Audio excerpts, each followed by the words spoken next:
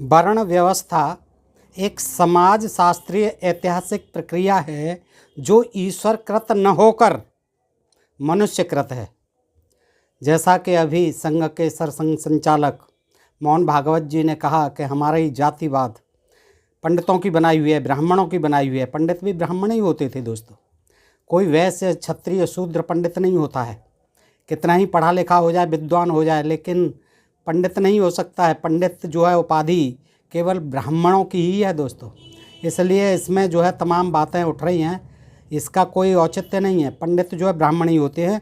और वो सही कहा, मनुष्यकृत है ये व्यवस्था। जाति और वर्ण व्यवस्था मनुष्यकृत है, न कि ईश्वरीय। वर्ण व्यवस्था एक समाज शास्त्रीय ऐतिहासिक प्रक्रिया है जो ईश्वरकृत न होकर मनुष्यकृत है। संपूर्ण वैदिक वाङ्मय, वेद, स्मृतियाँ, गीता आदि इस व्यवस्था को ईश्वरकृत मानते हैं। जो धर्म ग्रंथ है हमारे, वो कहते हैं कि ये वर्ण व्यवस्था जो है ये ईश्वर ने बनाई है। संपूर्ण वैदिक वाङ्मय, वेद, स्मृतियाँ, साहित्य, गीता आदि, ये जो जितना भी साहित्य है वैदिक वाङ्मय, ये ईश्वरकृत मानता है। वो मनुष्य का किया हुआ नहीं मानता है इस जाति व्यवस्था को, वर्ण व्यवस्था को। इस सिद्धांत के अनुसार हिंदू उस ईश्वरीकृत व्यवस्था के अनुसार हिंदू ब्राह्मण, क्षत्रिय, वैश्य और शूद्र जो जगत में सृष्टा के मुख यानी ब्रह्मा के मुख, भुजा, जंघा और पैरों से उत्पन्न मानते हैं। जो वैदिक वाङ्मय है, गीता, स्मृतियाँ, वेद आदि जितने भी ग्रंथ हैं वो इस व्यवस्था को, वर्ण व्यवस्था को, जाति व्यवस्था को ईश्वरीकृत मानते हैं दोस्तों। यह वैज्ञानिक एवं तार्किक सत्य है कि जो व्यवस्था स्वयं अंधविश्वास, अविद्या, अज्ञान और मिथ्या दृष्टि पर निर्भर करती है, जो उसके फलस्वरूप एवं कार्य रूप में जो भी विचार, संस्थाएं आदि उत्पन्न होंगे वे सभी अंधविश्वास और मिथ्या दृष्टिपूर्ण होंगे। इसे प्रकृति का नियम भी कहा जा सकता है। अतः यह व्यवस्था पूर्ण रूपेण अंधविश्वास की जनक है दोस्तों। ये जाति व्यवस्था, वर्ण व्यवस्था अंधविश्वास की जनक है, तमाम समस्याओं की जनक है। और दोस्तों आज हम इसी समस्या पर, जातिवाद की समस्या, वर्णवाद की समस्या और इससे तमाम जो हमारे देश में समस्याएं, उनमें से कुछ प्रमुख समस्याएं आज हम इस वीडियो में देखते हैं। नमस्कार दोस्तों, ढोल में पोल चैनल में आप सब मित्रों का हृदय से अभिनंदन करता हूं।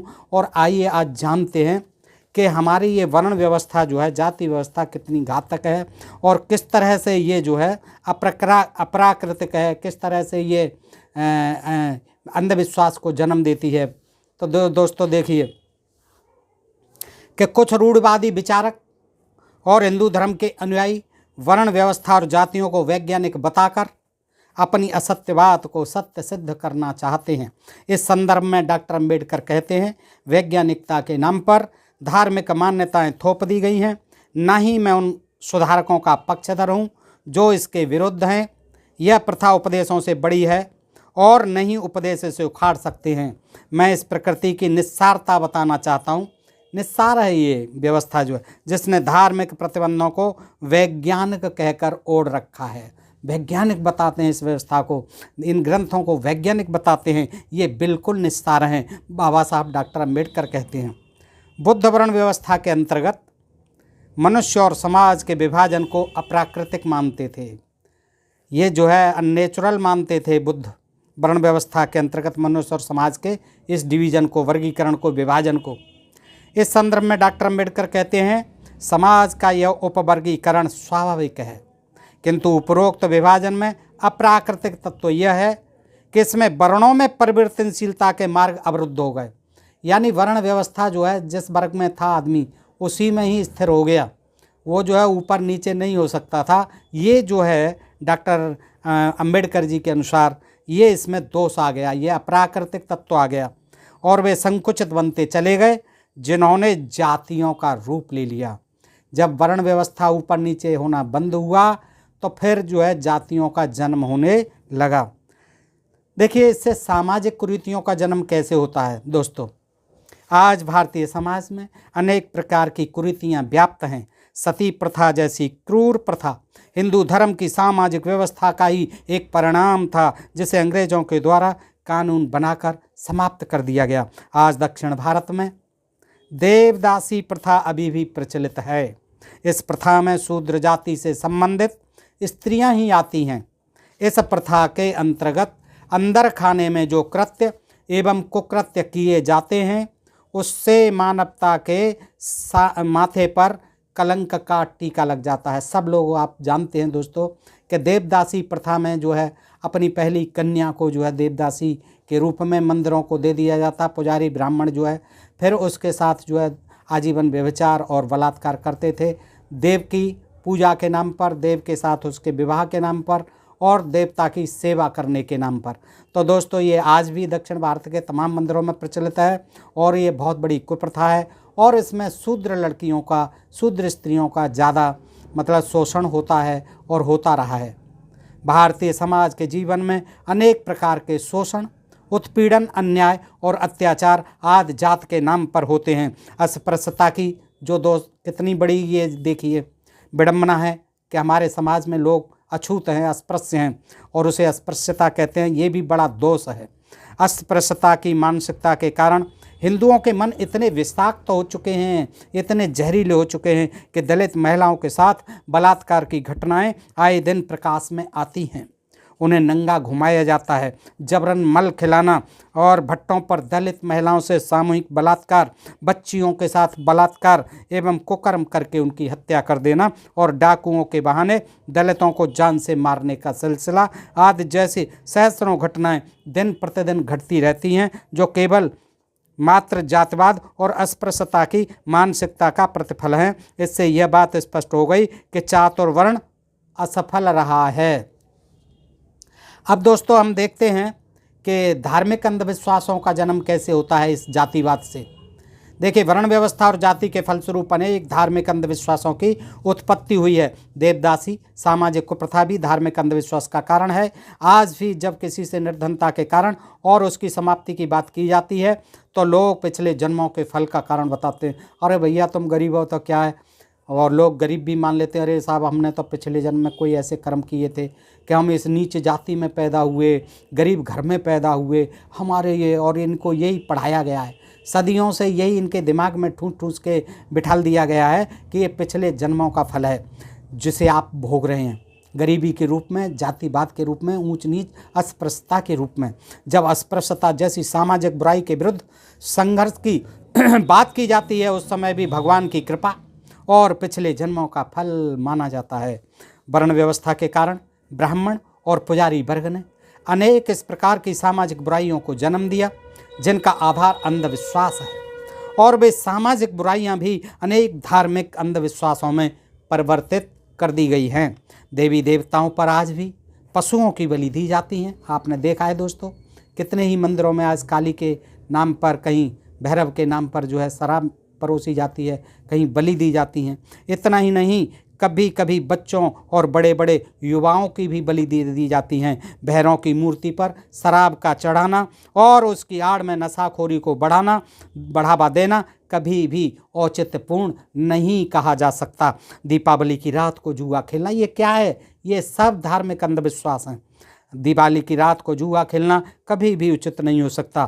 तंत्र पूजा में पंचमकार का प्रयोग करते हुए खुले मदिरा, मुद्रा, मछली, मांस आदि की आड़ लेकर योगिनी के साथ संभोग करके मोक्ष की प्राप्ति को कदापि औचित्यपूर्ण नहीं कहा जा सकता। आज समाज में मूर्ति पूजा, वृक्ष पूजा, पशु पक्षी पूजा, नदी पूजा, नक्षत्र पूजा आदि के पीछे चिंतन, मनन, विवेक और सम्यक दृष्टि नहीं बल्कि मिथ्या दृष्टि, अविद्या, अशिक्षा और अज्ञान है। कुछ वर्ष पूर्व अमरनाथ की यात्रा में आए बर्फीले तूफान में सैकड़ों लोगों का मर जाना, लापता होना, हरिद्वार में सोमवती अमावस्या के दिन सैकड़ों लोगों का गंगा में डूब जाना, उज्जैन के महाकालेश्वर मंदिर में सैकड़ों लोगों की मृत्यु, आए दिन होती रहती हैं ऐसी दुर्घटनाएं दोस्तों। यहाँ कुछ उदाहरण दिए गए। और कुंभ के मेले में सैकड़ों लोगों का भीड़ में दबकर मर जाना भारतीय समाज में फैले अंधविश्वास का फल है। इस प्रकार के एक नहीं बल्कि सहस्रों कार्य, परंपराएं, आस्थाएं और मान्यताएं हैं जिनका आधार वर्ण व्यवस्था और उसके उपरांत उत्पन्न हुआ अंधविश्वास है। दोस्तों ये जो है बहुत अच्छा प्रसंग है, आपसे अनुरोध करता हूं कि इसको पूरा सुनें दोस्तों। और ये जो है बहुत ही विद्वान डॉक्टर धर्मकीर्ति जी, इन्होंने तमाम पुस्तकें लिखी हैं और एमए, एमएड, एमफिल, पीएचडी मनोविज्ञान, पीएचडी दर्शन, पीएचडी बौद्ध विद्या, डीलिट दर्शन, बहुत ही विद्वान हुए हैं। ये जो है डॉक्टर धर्मकीर्ति जी बहुत विद्वान हैं। सम्यक प्रकाशन से ये प्रकाशित बुद्धकालीन वर्ण व्यवस्था और जाति। दोस्तों ये जो है बहुत अच्छी पुस्तक है और इसमें से मैं ये खास प्रसंग आपकी सेवा में प्रस्तुत कर रहा हूं और आपसे अनुरोध करता हूं कि देखिए दोस्तों कितनी प्रासंगिक हैं ये बातें कि जाति और वर्ण व्यवस्था के कारण हमारे अंदर, हमारे समाज के अंदर, हमारे देश के अंदर तमाम जो है समस्याएं आज पैदा हो रही हैं, वो इसी का परिणाम। देखिए निरक्षरता का साम्राज्य अंधविश्वास के कारण ही है। कैसे है आइए देखते हैं। विश्व के समस्त देशों की अपेक्षा भारत में निरक्षरता का प्रतिशत सबसे अधिक है और जिसे जनतांत्रिक देश के लिए कलंक का टीका कहा जा सकता है। निरक्षरता यानी अशिक्षा का अंधविश्वास, पिछड़ेपन, शोषण आदि में विधानात्मक एवं चोली दामन का साथ है। बुद्ध के अनुसार मिथ्या दृष्टि ही दुखों की जननी होती है। इसलिए निरक्षरता के कारण भारत में अंधविश्वास, शोषण, अन्याय, उत्पीड़न, अत्याचार और दुखों का बोलबाला और साम्राज्य है। सब कुछ ये निरक्षरता के कारण है। जितने लोग अशिक्षित रहे हैं वो आज जितने लोग अशिक्षित हैं, खैर ये बात अलग है कि आज शिक्षित होकर भी अशिक्षितों से गए बीते हैं। उनकी जो है अंधभक्ति की चश्मा लगा हुआ है और अंधविश्वास और पाखंड में आकंठ डूबे हुए हैं। उनका पढ़ना न पढ़ना कोई मायने नहीं रखता दोस्तों। लेकिन आगे देखते हैं कि निरक्षरता का मूल कारण वर्ण व्यवस्था और जाति प्रथा है। वर्ण व्यवस्था के अनुसार शूद्रों को कैसे है, देखिए कि वर्ण व्यवस्था के अनुसार शूद्रों को शिक्षा प्राप्त करने का अधिकार नहीं था। गलती से यदि शूद्र वेद सुन भी लेता था तो मनु की व्यवस्था के अनुसार शीशा पिघलाकर उसके कान में भर दिया जाता था। प्राचीन काल में शिक्षा देने का काम ब्राह्मणों का था। यदि शूद्र ब्राह्मण से बात भी करने की कोशिश करता था तो उसकी जुव्या यानी जीव के काटने का प्रावधान मनु के द्वारा किया गया था। शिक्षा की प्रक्रिया सुनने और बोलने से ही आरंभ होती है और इस प्रकार की पाशविक व्यवस्था देकर मनु के द्वारा वह भी बंद कर दी गई थी। इस कारण शूद्र शिक्षा से सर्वदा के लिए वंचित कर दिए गए। उनका तो एकमात्र कार्य द्विजों की सेवा करना मात्र था और उसी सेवा के माध्यम से उसे स्वर्ग अथवा मोक्ष की प्राप्ति होती थी। और यही जो है व्यवस्था फिर से लागू करने की तैयारियां हो रही हैं और नारे लग रहे हैं, हिंदू राष्ट्र की करो तैयारी करो। हिंदू राष्ट्र के ये शूद्र जो है कैसे पढ़ लिख रहे हैं, कैसे जो IAS IPS अधिकारी बन रहे हैं, इनके सारे रास्ते बंद करो। कैसे ये पढ़ रहे हैं, इनका जो है सब प्राइवेटाइजेशन कर दो शिक्षा का, सरकारी नौकरियों का। कैसे ये शूद्र जो है ऊपर बढ़ रहे हैं, इनको तो पढ़ने का ही अधिकार नहीं होना चाहिए। इसलिए जल्दी से जल्दी मनु विधान को लाओ, इस संविधान को हटाओ, हिंदू राष्ट्र बनाओ। तैयारियां हो रही हैं। दिल्ली तक में जो है संसद, धर्म संसद फिर से प्रारंभ हो गई हैं दोस्तों। इसलिए देखिए कि इनकी जो है मंशा क्या है, हमारे धर्माधीशों की, हमारे धर्माचार्यों की, जो हम शूद्रों को हिंदू कहते हैं। कब? जब चुनाव का समय होता है तब वोट लेने के लिए, जब हमारा मुस्लिमों से झगड़ा होता है तब जो है उन्हें याद आता है कि हम हिंदू हैं। बाकी तो अपना जो हिंदू राष्ट्र बनाने की तैयारियां हैं। शूद्रों को जो है फिर से मनुस्मृति के बंधन में लाने की तैयारियां हैं दोस्तों। आइए आगे देखते हैं। इस प्रकार हिंदू धर्म और मनु की व्यवस्था के कारण भारत की संख्या का एक बहुत बड़ा भाग निरक्षर हो गया और उनमें शिक्षा का प्रसार नहीं हो सकता। आज भारत का हिंदू मनु की इस विचारधारा से प्रभावित प्रतीत होता है, बिल्कुल होता है, 100% होता है। और हिंदू राष्ट्र की तैयारियां हो रही हैं दोस्तों।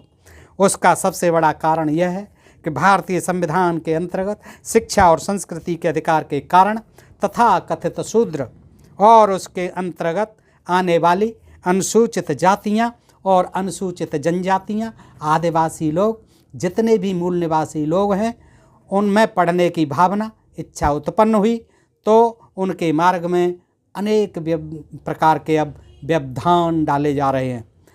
आज भारत का हिंदू मनु का वंशज होने के कारण इन जातियों के बच्चों की शिक्षा का प्रावधान होने पर भी उनका प्रयोग नहीं होने देता। उदाहरण के लिए अब दिल्ली का उदाहरण देते हैं इस पुस्तक में कि समस्त विद्यालयों को मोटे रूप में 3 श्रेणियों में विभक्त किया जा सकता है। प्रथम श्रेणी के अनुसार ये विद्यालय पब्लिक स्कूल, नंबर 2 सरकार से सहायता प्राप्त विद्यालय और तीसरा राजकीय विद्यालय। इन विद्यालयों को भी पुनः 2 श्रेणियों में विभाजित किया जा सकता है। पब्लिक स्कूलों की प्रथम श्रेणी के अंतर्गत DPS, modern school, saint Columba's school जैसे विद्यालय आते हैं। इन विद्यालयों में शूद्र और उसके अंतर्गत आने वाली जातियों के अभिभावक अपने बच्चों के प्रवेश के बारे में स्वप्न में भी नहीं सोच सकते। उनके लिए इनमें प्रवेश दिवा स्वप्न की भांति है तथा कथित पब्लिक स्कूलों की द्वितीय श्रेणी में आने वाले सैकड़ों विद्यालय हैं। ये विद्यालय केवल धन कमाने के कारखाने हैं। दलित वर्ग की आर्थिक स्थिति शोचनीय होने के कारण इस वर्ग के बच्चे इन विद्यालयों में भी प्रवेश नहीं ले पाते।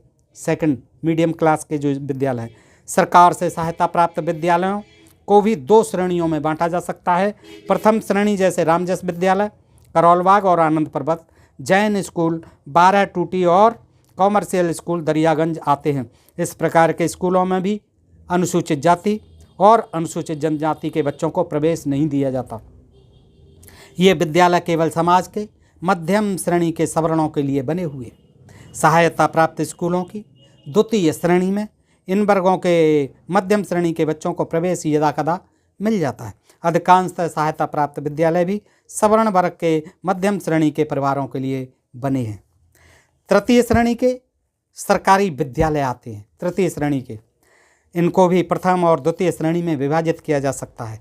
प्रथम श्रेणी के प्रतिभा विकास विद्यालयों लुडलो, कैसल नंबर 1 और 2, सिविल लाइन्स और सर्वोदय विद्यालय, शक्ति नगर नंबर 1 और सर्वोदय विद्यालय रूपनगर नंबर 1 को गिनाया जा सकता है। इन विद्यालयों में दिल्ली सरकार के मध्यम श्रेणी के अधिकारियों, लिपिकों आदि के सवर्ण जाति के बच्चे पढ़ते हैं। इन विद्यालयों में प्रवेश मुख्यमंत्री, शिक्षा मंत्री, शिक्षा सचिव, शिक्षा निदेशक आदि की सिफारिश पर किए जाते हैं। जहां पर दलित जातियों की पहुंच कठिन है, इसलिए इन श्रेणी में आने वाले विद्यालयों में भी इस वर्ग के गरीब दलितों के बच्चों का प्रवेश नहीं हो पाता। अब राजकीय विद्यालयों की अंतिम श्रेणी बस्ती है जहां पर पूरे अध्यापक नहीं भेजे जाते हैं। ये विद्यालय टेंटों में और सीमेंट की चादर वाले भवनों में चलते हैं।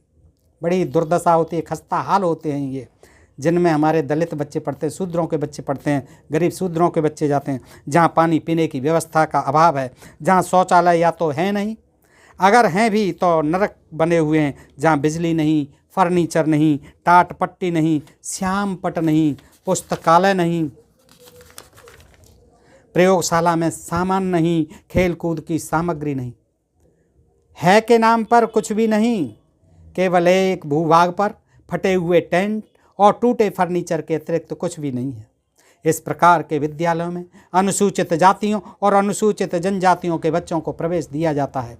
इस प्रकार के वर्ग में आने वाले लोग गंदी बस्तियों, जे कॉलोनियों, पुनर्वास कॉलोनियों आदि में रहते हैं। इन क्षेत्रों में स्थित विद्यालय 100% द्वितीय श्रेणी के राजकीय विद्यालय आते हैं। जब प्रथम श्रेणी के राजकीय विद्यालय में किसी चीज़ का अभाव पाया जाता है तो वह तुरंत दूर कर दिया जाता है। द्वितीय श्रेणी के विद्यालयों में जब कोई अभाव या कमी होती है तो वह वर्षों तक दूर नहीं हो पाती। इसलिए प्रथम श्रेणी में आने वाले विद्यालयों का परीक्षा परिणाम लगभग 90% और द्वितीय श्रेणी के अभावग्रस्त विद्यालयों का परीक्षा परिणाम लगभग 0 से 10-15% तक रहता है। अब यह स्थिति दिल्ली के दलितों की है तो अन्य पिछड़े प्रदेशों के बारे में कुछ कहा नहीं जा सकता। इस स्थिति से स्पष्ट निष्कर्ष प्राप्त होता है कि वर्ण व्यवस्था और जाति में आधुनिक शिक्षा कितनी प्रभावित हो रही है। फिर से रास्ते बंद किए जा रहे हैं। संक्षेप में ये देख लीजिए कि इन लोगों को जो है, और फिर कहते हैं आरक्षण में 40% वालों को जो है नौकरी मिल जाती है, हम 90% वाले रह जाते हैं। अरे भाई ये देखो, उनको कोई साधन नहीं है, फिर भी वो 40% ला तो रहा है। टेंट में बैठ करके उसमें बगैर छत में, सीमेंट की छत में चुचा रहा है स्कूल, टीचर ही नहीं आते हैं, भूखा प्यासा जा रहा है, फटे नंगे जा रहा है, पैरों में जूते चप्पल तक नहीं है, टाट पट्टी पे बैठता है, कोई वहाँ सुविधा नहीं है, फिर भी वो 40% ला रहा है। देखिए, अगर उसको आप जैसी सुविधा दी जाए तो वो 140 लाएगा। तो ये नहीं देखते, बस वही जातिवादी मानसिकता जो है दिमागों में भरी हुई है, अरे इनका आरक्षण खत्म होना चाहिए। ऐसे होगा आरक्षण खत्म? नहीं जाने देंगे आपको शिक्षा के, ले लो नौकरी, नहीं रहने देंगे सरकारी, कर देंगे सबका प्राइवेटाइजेशन, ले लो फिर झुंझुना। तो ये हो रहा है दोस्तों। आगे आगे देखिए कि आर्थिक समस्या भी है जातवाद के कारण, ये आपने देखा, उसका देखा अंधविश्वास की समस्या, फिर आपने जातवाद के कारण देखी निरक्षरता की समस्या। अब देखें आर्थिक समस्या।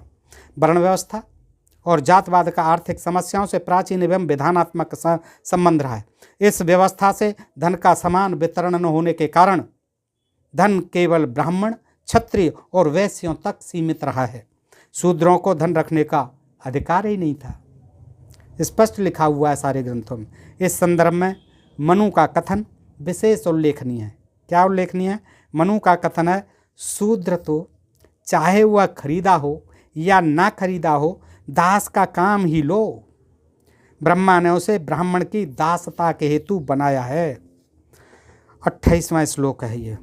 स्वामी से छुट्टी मिलने पर भी शूद्र दास कर्म से नहीं छूट पाता, वह काम तो उसका स्वाभाविक ही है। शूद्र से उसका काम कौन छीन सकता है। धन के अधिकार के विषय में बताते हुए मनु कहते हैं, भार्या, पुत्र और दास, इन तीनों का अपना कुछ धन नहीं होता। स्त्री का, पुत्र का और दास का, इनकी कोई अपनी संपत्ति नहीं होती। जो कुछ उनको मिलता है वह उसी का धन होता है जिसके ये होते हैं। स्त्री जिसकी होती है, पुत्र जिसका होता है और दास यानी गुलाम जिसका होता है, उसी का धन होता है। इनका अपना कोई संपत्ति नहीं होती। आगे मनु क्या कहते हैं, ब्राह्मण दास शूद्र से निसंकोच धन ले ले। दिख जाए तो कि भाई तूने कैसे जोड़ लिया ये दुबक छिपक के, तो उससे ले सकता है। अर्थात स्वामी यदि आपातकाल में बलपूर्वक नौकर का धन ले ले तो वह भी दंडनीय नहीं है। नो पनिशमेंट इन मनुस्मृति। छुड़ा लो बेचारे से। 50-100 रुपये उसने गरीब गुरबा ने कहीं, उस समय तो खैर 50-100 रुपये नहीं होते थे दोस्तों, 1-2 रुपया भी बहुत मायने रखता था। तो उसको भी अगर दिख जाए तो छुड़ा लो, क्योंकि उसको कहाँ से आ गए भाई तुझ पे, और उसको दंडनीय और करो कि तू दंडनीय है। मनु के इस कथन से स्पष्ट हो जाता है कि शूद्र का धर्म केवल मात्र सेवा करना था, अधिकार तो उसके शून्य थे। और देखिए कैसे शूद्र जो है भक्त बने रहे हैं, आज भी स्वामी भक्त बने हुए हैं, उसी दास प्रथा में जी रहे हैं, आनंद ले रहे हैं, गुलामी का जीवन जी रहे हैं और उन्हीं की यहाँ में यहाँ मिला रहे हैं। फिर तैयारी हो रही है हिंदू राष्ट्र बनाने की। आओ भाई शूद्र, अपनी औकात पे आ जाओ, तुम कहाँ उछले उछले फिर रहे हो। जैसा कि पहले बताया जा चुका है, प्रतिलोम विवाहों के कारण अनेक वर्ण संकर जातियाँ पैदा हुई, जिनकी विस्तृत व्याख्या पहले हम कर चुके हैं, तमाम बना चुके हैं वीडियो। इस वर्ण संकर जातियों में चांडाल, पुक्कोस, कुक्कुटक, स्वपाक, शैरेंद्र, कारावार या चर्मकार, आंध्र, मेद, अहिंडक, सोपाक, अंत्यावसायी, सैलूस, हाड़ी, बगती, रजक आदि अनेक जातियाँ थीं जो शूद्रों की कोटि में गिनी जाती थीं और अस्पृश्य थीं। इन जातियों के कोई आर्थिक अधिकार नहीं थे। शूद्र तो अपने मालिक के यहाँ सेवा करते थे और उन्हें परिश्रम के रूप में झूठा खाना, फटे कपड़े मिल जाया करते थे। लेकिन वर्ण संकरता के फलस्वरूप ये लोग शूद्र वर्ण में आने के कारण दासत्व का कार्य नहीं कर सकते थे, क्योंकि इन्हें अस्पृश्य माना जाता था, इनको वर्ण संकर कह दिया जाता था। और वो शूद्र जो वर्ण संकर पैदा होते थे उनको जो अस्पृश्य कह दिया जाता था। सामाजिक स्तर की दृष्टि से ये जानवरों से भी निम्न समझे जाते थे। पृष्ठ 185 पे पढ़ रहा हूँ दोस्तों। और इनके दर्शन भी अशुभ माने जाते थे, ये सभी प्रकार से निंदनीय थे। अस्पृश्यों के सामने आर्थिक समस्याएं थीं, क्योंकि उनका अपना कोई व्यवसाय, निर्धारित भूमि आदि नहीं थे, आज भी नहीं है। बिलों से गोह, सांप पकड़ना, जंगली जानवरों जैसे हिरन, खरगोश, गीदड़ को मारना, उनका मांस खाना, मरे हुए जानवरों का मांस खाना, मछली पकड़ना, चिड़िया पकड़ना, गांव और शहरों के बाहर नट, सांप आदि के खेल तमाशे दिखाना, दंड प्राप्त व्यक्ति को फांसी देना यानी जल्लाद का काम करना, श्मशान से प्राप्त कफन पहनना और फूटे मिट्टी के बर्तनों में खाना आदि इनके क्रियाकलाप थे, ये अधिकार थे इनके। बस ऐसे जियो। संपत्ति के नाम पर कुत्ते और गधे इनकी संपत्ति हुआ करते थे। इससे स्पष्ट सिद्ध होता है कि शूद्र और अस्पृश्य जाति में आने वालों की आर्थिक स्थिति भी शून्य थी और आज भी शून्य है। यथार्थ में इस स्थिति पर पहुंचाने का कार्य वर्ण व्यवस्था और जात प्रथा ने ही किया है। खेद का विषय है कि यह स्थिति आज भी भारत की 60 वर्ष से अधिक की स्वतंत्रता के बाद भी विद्यमान है, आज भी विद्यमान है। वर्ण व्यवस्था और जातवाद के फलस्वरूप आज भी आर्थिक क्षेत्र में अनुसूचित जातियों, अनुसूचित जनजातियों का भयंकर शोषण किया जा रहा है। बाल श्रम, बंधुआ मजदूरी मनु के वंशजों की मानसिकता के प्रतिफल हैं। धन का असामान्य वितरण, ग्रामीण क्षेत्रों में भूमिहीन लोगों का पाया जाना, पूरी मजदूरी न देना, मध्यम श्रेणी के धनवानों को लूट लेना, इस वर्ग के लोगों की फसलें काट लेना और इन वर्णों के लोगों का ऋणग्रस्त होना वर्ण व्यवस्था और जातवाद के कारण से ही होता है। इसलिए इन वर्गों की आर्थिक समस्याओं का मुख्य कारण वर्ण व्यवस्था और जातिवाद है। तो दोस्तों, इस तरह से आपने जातिवाद की समस्या ये भी देखी, आर्थिक समस्या। और आगे की समस्याएं दोस्तों हम देखते हैं कि जनतांत्रिक ये वर्ण व्यवस्था और जातिवाद ने राजकीय सेवाओं में देखते हैं अनुसूचित जाति के अधिकारियों और कर्मचारियों के साथ उत्पात मचा रखा है। चूंकि उच्च पदों पर कार्य करने वाले सभी व्यक्ति ब्राह्मण, क्षत्रिय और वैश्य हैं, वे सभी लोग मनु के असली वंशज होने के कारण वर्ण व्यवस्था और जातवाद की मानसिकता से ओतप्रेत हैं 100%। और दोस्तों, मैं भुक्तभोगी, ये बिल्कुल 100% सत्य है। और मैं ही क्या, मेरे तमाम साथी भुक्तभोगी रहे हैं दोस्तों। बहुत बुरी तरह से हम जो है जातवाद के कारण प्रताड़ित रहे दोस्तों, कभी वीडियो में बताएंगे। तो सवर्ण वर्ग के उच्च अधिकारी बड़ी योजनाबद्ध पद्धति से इस वर्ग के अधिकारियों का शोषण और उन पर अत्याचार एवं अन्याय करते हैं, बिल्कुल करते हैं, बिल्कुल भी नहीं चूकते, उनको दबा के रखा जाता है। और बेचारे ये जो है दबके भी रहते हैं, उनमें साहस नहीं होता कि इतने दफ्तर में इतने लोगों से वो टक्कर ले सकें दोस्तों। लेकिन मैंने टक्कर ली, मैंने 50 आदमियों से टक्कर ली और सारे ही सवर्ण थे दोस्तों। तो मैं कह सकता हूँ दावे के साथ कि ये बिल्कुल जो है डॉक्टर धर्मकीर्ति जी ने बिल्कुल सही लिखा है। और दोस्तों, हम में से, आप में से बहुत लोग आज भी ये सब भोग रहे हैं सरकारी दफ्तरों में। सवर्ण वर्ग के उच्च अधिकारी बड़ी योजनाबद्ध पद्धति से इस वर्ग के अधिकारियों का शोषण और उन पर अत्याचार एवं अन्याय करते हैं। दोस्तों, मुझसे तो ये कह दिया गया 50 लोगों ने कि यहाँ तो कभी कोई आया ही नहीं, ये जो है आपके वर्ग का, शूद्र वर्ग का, तो ये जो है आपको हम नौकरी नहीं करने देंगे। और 50 आदमियों ने जी जान लगा के कोशिश की और मुझे जो है तरह तरह से तमाम चार्जशीट, तमाम आरोप पत्र, और 1.5 साल तक मेरा कन्फर्मेशन नहीं होने दिया। आखिर में मैंने जब ऊपर जो है प्रधानमंत्री और राष्ट्रपति को लिखा, वित्त मंत्री को लिखा, तब जा कर के वो जो है मेरा कन्फर्मेशन आया। दोस्तों, वो ये कहते थे कि इस दफ्तर में आज तक कोई SC ST OBC कोई नहीं आया, सारे ब्राह्मण क्षत्रिय भी कोई नहीं था, ब्राह्मण और वैश्य, बस यही 2 बोलबाला था 50 आदमियों में दोस्तों उस दफ्तर में। फिर खैर मैं बताऊंगा कभी। तो ये बिल्कुल सही है, इसलिए मैं कह रहा हूँ, मैं कहता नहीं कि उन्होंने जो है बिल्कुल डॉक्टर धर्मकीर्ति जी ने बहुत लिखा। दोस्तों, हमारे तमाम साथी, तमाम हमारे शूद्र वर्ण के लोग, ये जो है दोस्तों, मैं अनुसूचित जाति OBC SC की बात नहीं करता, हमारा वर्ण शूद्र है, चाहे हम SC सही, OBC ST सही, आदिवासी सही, मूल निवासी सही, कोई भी सही, हम लोग जो है शूद्र वर्ण में आते हैं। हम शूद्र वर्ण में आते हैं, इसलिए हम शूद्र वर्ण की ही बात करते हैं, क्योंकि ये धर्म की व्यवस्था के कारण हमको शूद्र वर्ण में ही गिना जाता है। अब ठीक है, संविधान के दायरे में हम SC ST OBC माइनॉरिटीज़ आदि में आ रहे हैं, लेकिन आज फिर से यही धर्म व्यवस्था जो है लागू है। मनुस्मृति आज भी लागू है, अप्रत्यक्ष रूप से दफ्तरों में लागू है, समाज में लागू है, और उसी के कारण हम लोग आज भी यातनाएं सहते हैं दोस्तों। मैं भुक्तभोगी रहा हूँ, इसलिए मेरी वेदना जो है यहाँ कुछ मैंने व्यक्त कर दी दोस्तों, जिसकी कल्पना भी नहीं की जा सकती। इस वर्ग के अधिकारियों और कर्मचारियों को पदोन्नति के पूर्व निलंबित कर देना, और वो टाइम आएगा ना उनका ट्रांसफ़र का और उसका, तो ऐसी जगह भेजेंगे जब उसके प्रमोशन का, तो वहाँ जो है काला पानी की सज़ा जैसा होगा। उनको कौन सुनता है, उनकी कोई यूनियन नहीं, कोई सुनने वाला नहीं उनकी। तो इस वर्ग के अधिकारियों और कर्मचारियों को पदोन्नति के पूर्व निलंबित कर देना। गाँवों में जाइए, खाट पर भी नहीं बैठने देंगे, कुर्सी पर भी नहीं बैठने देते हैं। जो तहसील आदि के कर्मचारी गाँवों में जाते हैं, अनुसूचित जाति के में। मैं तमाम उदाहरण बता सकता हूँ दोस्त। वहाँ चाय तक नहीं पी सकते। किसी एक सज्जन ने गिलास में गलती से जाति पता नहीं थी दे दी, तो बाद में पूछा कि आपकी कौन जाति है, तो फिर वो बड़ा गुस्सा हुआ कि आपने हमारे गिलास को गंदा कर दिया। ये जो अधिकारियों के साथ होता है दोस्तों, और तमाम होता है। आप इस वीडियो में सुन करके जान पाएंगे, कमेंट करके बताएं दोस्तों। तमाम होता है। ये जो है इम्प्लाइडली कहते हैं संविधान का शासन है, लेकिन गांवों में, देहातों में, सरकारी दफ्तरों में जहां बड़े बड़े पढ़े लिखे लोग हैं वो भी जातवादी मानसिकता से ग्रस्त हैं बुरी तरह से, और हमारे भाइयों को जो है आज भी वो जो है दबा के रखना चाहते हैं, और इन केन प्रकरण तमाम जो है उन पर बेईमानी के, भ्रष्टाचार के आरोप लगाते हैं, जबकि वो आकंठ भ्रष्टाचार में डूबे रहते हैं।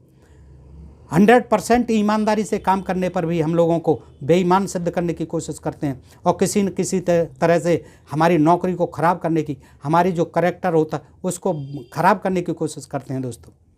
ठीक है, तो आगे कहते हैं इस वर्ग के अधिकारियों और कर्मचारियों को पदोन्नति के पूर्व निलंबित कर देना। बिल्कुल, सवर्ण अधिकारियों द्वारा किए जाने वाले भ्रष्टाचार में सम्मिलित न होने के कारण उन्हें भिन्न भिन्न प्रकार से परेशान करना। हाँ, आप भी भ्रष्ट बन जाओ तब तो ठीक है, और अगर आप ईमानदार हैं तो आपको बहुत परेशान किया जाएगा। और दोस्तों, मैं भुक्तभोगी हूँ, मैं कभी बताऊंगा वीडियो में सारी बातें। आदि बातें उदाहरण के रूप में कही जा सकती हैं। इस प्रकार की एक नहीं बल्कि सहस्त्रों उदाहरण हैं जिनसे यह सिद्ध होता है कि अनुसूचित जाति और अनुसूचित जनजाति के अधिकारियों और कर्मचारियों को बिना किसी कारण के निलंबित किया जाता है और जबरन अवकाश प्राप्त करा दिया जाता है। मुझसे भी कहा कि हम तुझे सर्विस नहीं करने देंगे, टर्मिनेट करा देंगे, सस्पेंड करते हैं अभी, और 1.5 साल तक ये चला। 6 महीने में कन्फर्मेशन हो जाता है दोस्तों। लेकिन मैं हिम्मत नहीं आ रहा। मैं 50 आदमी से उनकी चार्जशीट और आरोप पत्र सबके जवाब देता था। क्यों? मैं बिल्कुल ऑनेस्ट था, और अंत तक मैं ऑनेस्ट रहा दोस्तों। जहाँ लोग जो है 10% खाते थे, खुल के खाते हैं, आज भी खाते हैं, वहाँ मैंने जो है 1 पैसा कभी किसी के यहाँ पानी नहीं पिया दोस्तों। तो दोस्तों, इस तरह की बातें होती हैं। वो कहते हैं कि हमारे जैसे हो जाओ, तुम भी भ्रष्ट हो जाओ, नहीं तो फिर तुम्हारा कोई ठिकाना नहीं।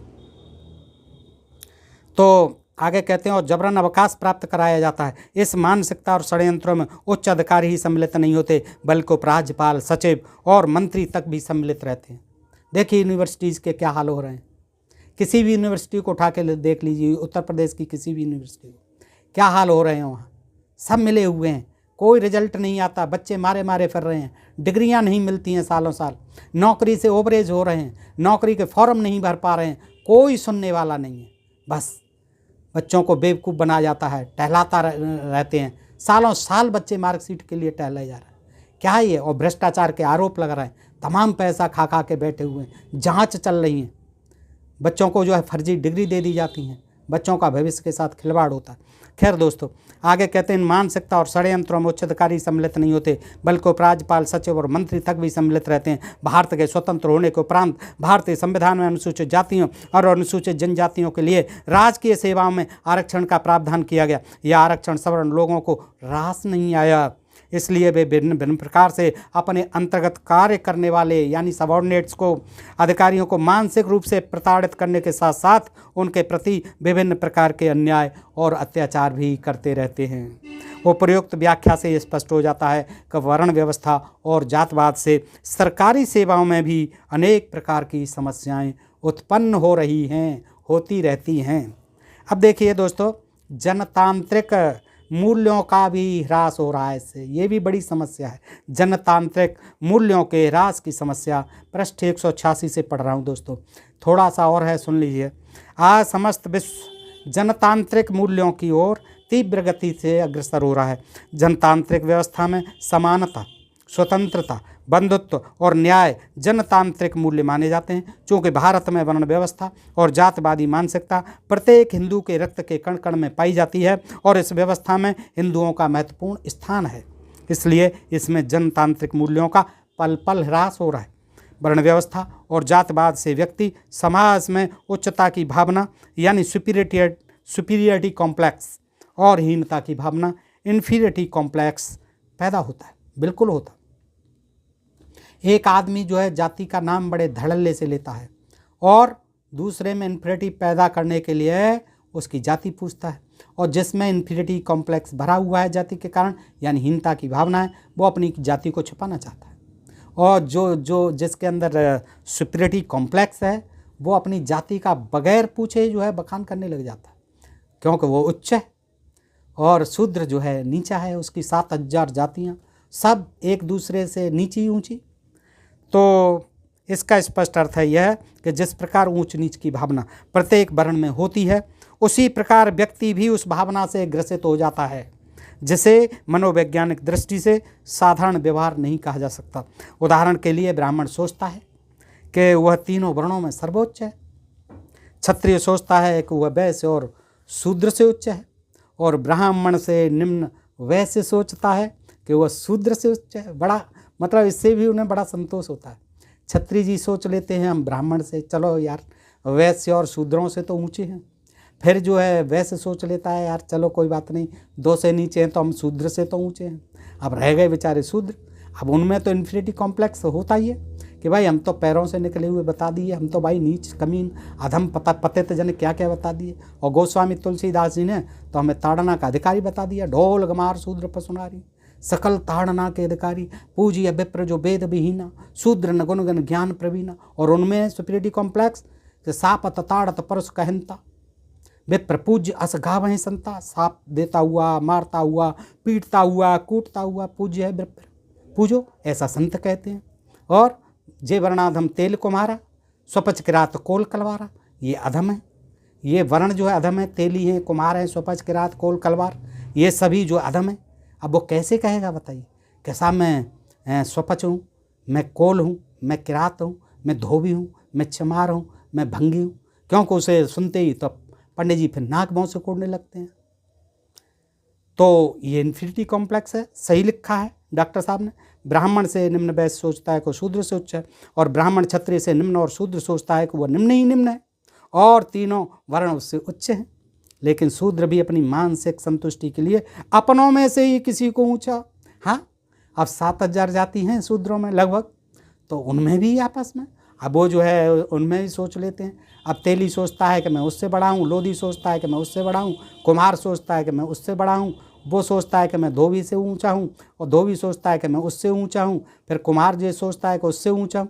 तमाम सुनार सुतार, तमाम बढ़ई आदि तमाम जो ओबीसी शूद्रों में जाती हैं वो सब पंडित बनती हैं, बहुत सी छत्री बनती हैं अपने आप को, उनमें भी ऊंच नीच की भावना है। तो ये जो है ये जातिवाद के कारण है ये समस्या। किसी को ऊंचा और किसी को नीचा समझकर अपने अहम की पूर्ति कर लेते हैं शूद्र भी, और स्वयं को संतुष्ट कर लेते हैं। और यही कारण है कि ये एक नहीं होते, इनमें फूट है, और ऐसी फूट डाल दी गई इनके दिमाग में, भर दिया अरे यार तुम तो उससे ऊंचे हो, तुम तो बघेल से ऊंचे हो, गडरिया से ऊंचे हो, तुम लोधे से ऊंचे हो, तुम उससे नीचे हो, और तुम उससे ऊंचे हो। इस तरह से आपस में इनमें शूद्र वर्ण को 7,000 ऊंच नीच में बांट दिया। और यही कारण है इनके पतित होने का, अधम बनने का। ये समझ ही नहीं पाए हैं अपनी आज तक। अब देखो थोड़ा वक्त करवट ले रहा है, इनकी समझ में आने लगी है कि ये जो है धर्म की व्यवस्था को मानते रहेंगे तो शूद्र ही बने रहेंगे, पतित बने रहेंगे, अधम बने रहेंगे, पिटने के ताड़ना के अधिकारी बने रहेंगे। अब लीपापोती कर रहे हैं कि ताड़ना तो शिक्षा होती है, शिक्षा पढ़ो इनको, ये तो शिक्षा के अधिकारी हैं। अरे भाई शिक्षा के अधिकारी हैं तो शिक्षा दो ना, काय को प्राइवेटाइजेशन कर रहे हो? ढोल को एडमिशन दो ना, गाय पशुओं को, इन सबको, गधा घोड़े जो घूम रहे हैं एडमिशन दो ना, शिक्षा के अधिकारी हैं ये। क्या बेतुकी बातें हो रही हैं। शूद्रों को अभी भी, पढ़े लिखे शूद्रों को आज भी बेवकूफ़ बनाया जा रहा है, उनको बेवकूफ़ समझा जा रहा है। और हैं भी उनमें कुछ परसेंट जो है आज भी बेवकूफ़ हैं, मूर्ख हैं, जो उन्हीं की समर्थन करते हैं कि हाँ ये सही कहा है, हम तो हैं ही, हमारा तो पिछले जन्मों के कारण हम ऊंच नीच बने हुए हैं, शूद्र बने हुए हैं। तो स्वयं की संतुष्टि, यथार्थ में यह दृष्टिकोण जनतांत्रिक व्यवस्था और मूल्यों के मार्ग में बहुत बड़ा अवरोध है। इसलिए ऐसी स्थिति में तर्कशास्त्र की अन्वय व्यतिरेक प्रणाली का आश्रय लेते हुए निष्कर्ष स्वरूप कहा जा सकता है कि जब तक भारत में वर्ण व्यवस्था और जातिवाद रहेगा तब तक जनतांत्रिक व्यवस्था, लोकतांत्रिक व्यवस्था और जनतांत्रिक मूल्यों, समानता, स्वतंत्रता, भ्रातृत्व, अब न्याय प्राप्ति की बात करना, सोशल जस्टिस, उसकी बात करना तो बहुत बड़ा धोखा और बेईमानी है। कटु सत्य यह है कि जनतंत्र की ओर भारतीय 1 इंच भी अग्रसर नहीं हो सके। अब जनतांत्रिक मूल्य स्थापित करने होंगे, तब वर्ण व्यवस्था और जातिवाद को समाप्त करना ही होगा। ये दोनों साथ साथ नहीं चल सकते, क्योंकि यहाँ तर्कशास्त्र का विरोधाभास का नियम कार्य करता है। लेकिन आज समाज से वर्ण व्यवस्था और जातवाद के समाप्त होने की संभावना दृष्टिगोचर नहीं होती, कतई नहीं होती, बिल्कुल नहीं होती। धर्म जो है फिर से कहता है कि मनु को लाओ, मनुस्मृति को लाओ और फिर से हिंदू राष्ट्र बनाओ। अरे भैया, ये हिंदू राष्ट्र तो है ही, ये कौन सा मुस्लिम राष्ट्र है, कौन सा सिख राष्ट्र है, कौन सा जैन राष्ट्र है, कौन सा बौद्ध राष्ट्र है, कौन सा पारसी राष्ट्र है, कौन सा राष्ट्र है? ये हिंदू तो हैं ही हम सब। हिंदू राष्ट्र नहीं है तो क्या है? हिंदू राष्ट्र का मतलब क्या है?